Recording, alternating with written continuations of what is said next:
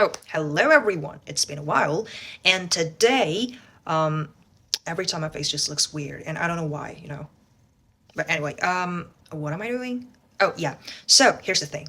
I've been working on my paper for hours, and my brain is basically going to explode, and somehow it decided maybe like this is the perfect time to talk about my favorite podcast because I keep getting DMs like asking how I practice my spoken English, and most of my practice comes from my daily podcasts listening. So today we're doing both. And the first part is about those podcasts I actually listen to and why. And the second part is about like how I listen to them and oh my god, I just forget what I'm trying to say, but let's go. Okay, the first one. Hey Tablo, this is my number one. And sometimes I think I should pay for this, because this is kind of like my weekly unpaid therapy. I'm not kidding. And I'm a little excited right now. The host, Tablo, has a master's degree of creative writing from Stanford, which sounds pretty impressive or like intimidating, right? But the way he speaks is very down to earth. And the thing about Tablo is he's been through a lot in his life. You can just go look it up if you're interested. Yet his whole energy is so warm and funny and quietly wise. When he says something, it just sticks. And especially for people in their 20s and 30s as well, because his perspective never gives off that, like, I know better than you vibe, but still very convincing. And in the meantime, not everything he talks about is deep. Sometimes it's just like random or like a bit pointless. But that's what I like because in a world where everyone is trying to explain something and give you life lessons, it's just so nice to listen to something that a bit pointless. And also, he has a great sense of humor. That's the point.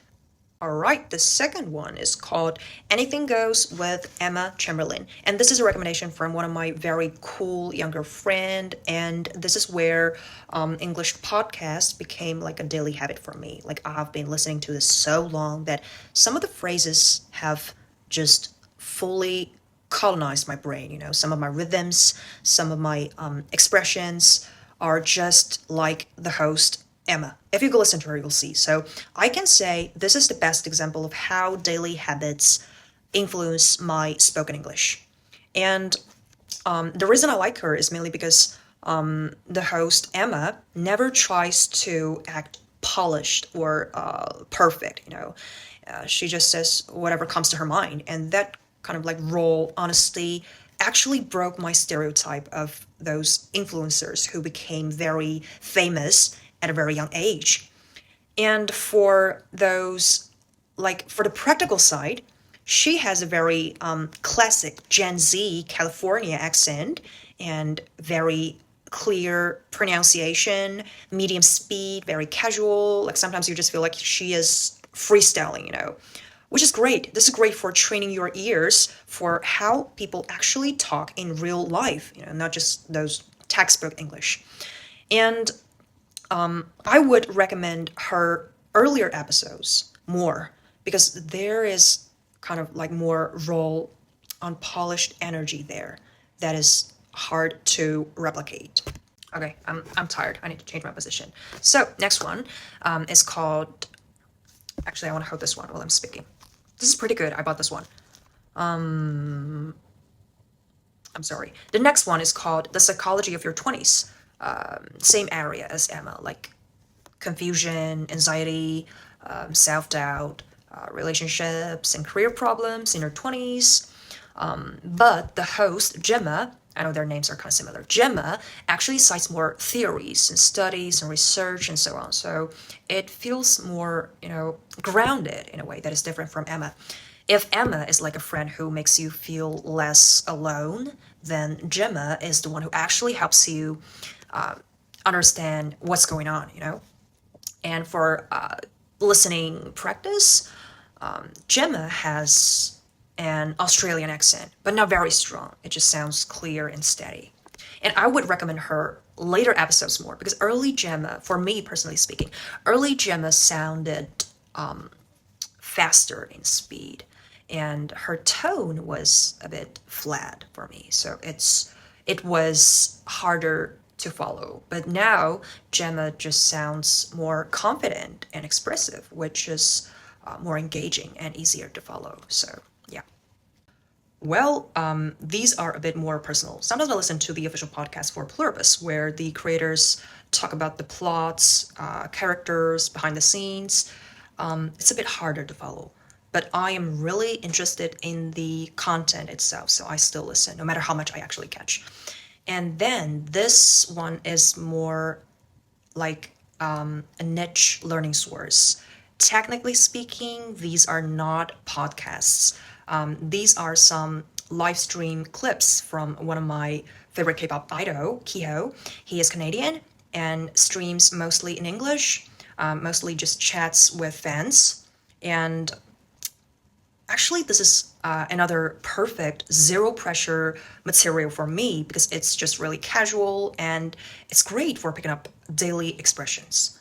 And by the way, he is really funny, so this is the biggest reason I enjoy listening. So, yeah, by now you can probably tell how I choose my podcast.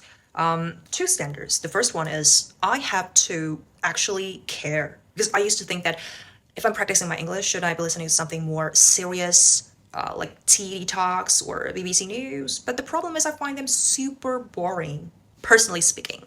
And the moment I feel bored, I just cannot focus at all, which is basically a waste of time. So, interest comes first. And that's either the topic or the person. Because some podcasts I listen to because I love the topic. And some I listen to because I just find the host super interesting that I would listen to them talking about literally everything. Both work. And the second criteria is not too culturally specific because, some podcasts have really interesting topics and great speakers, but they're so deeply rooted in local culture that every word makes sense, but you just have no idea why everyone's laughing. I don't know how to describe this vibe. It just feels like this meme, right? And to be honest, that feeling can kill your motivation over time. So I go for content that's more universal, like things any person can relate to, regardless of where they grew up. And like Hey Tablo, it's is the perfect example because Tablo has an East Asian background and grew up abroad, so he sits in this kind of interesting middle ground, and when you listen to him, you feel seen and you learn something deeper or say broader at the same time. Okay, finally, part two, how I actually listen. So I don't just sit there quietly listening or taking notes or something. It's just my mouth is always moving, because actually I am a very dramatic person, especially when I'm alone. So when I listen, I just join in. Sometimes I'm in sync, sometimes I am slightly delayed, sometimes I grab a phrase and repeat it until it feels right in my mouth. And let me just show you right now, like a random podcast, okay? So this is just sometimes the way things happen. That muscle got because I was constantly doing this with him. And now I'm back to doing things alone. The weekend rolls around, something like if that. all my friends are busy. So this became a habit gradually, and I just started picking up words, how people talk. Like their pauses become my pauses, their emphasis becomes my emphasis. It's just like when you spend too much time with a person, you just started to talk like them. And there's also something about mindset shift. For a long time, I had this bad habit. When listening to English, I translate every single word in my head. And the feeling, if you just miss one word, everything just falls apart. And this is really frustrating. So eventually I stopped doing this. Instead of chasing every word, I started focusing on the meaning, because you're not decoding the words. You are focusing on what's being said, right? Just like in real conversation. And real conversation do not have a pause button. So you cannot stop everything only because you miss one word, right? So just like follow what you do understand and keep going. Like you are not doing an intensive listening or like taking an exam, right? Well, last but not least, the habit. Like, I never sit down and say, okay, English practice time. No. Instead of setting a formal time, I listen to podcasts while cooking, cleaning the house, hanging up my clothes. Because for me, these tasks are too repetitive and mechanical. And if I don't listen to something, I feel restless, So I use these podcasts to fill these tedious moments. And the point is, it just feels like nothing. You're not studying, you're just doing your dishes with someone talking in the background. And somehow it helps in a very subtle way. So, yeah, that's it. No method, no schedule, just podcasts and daily chores and a mouth that won't stay shut.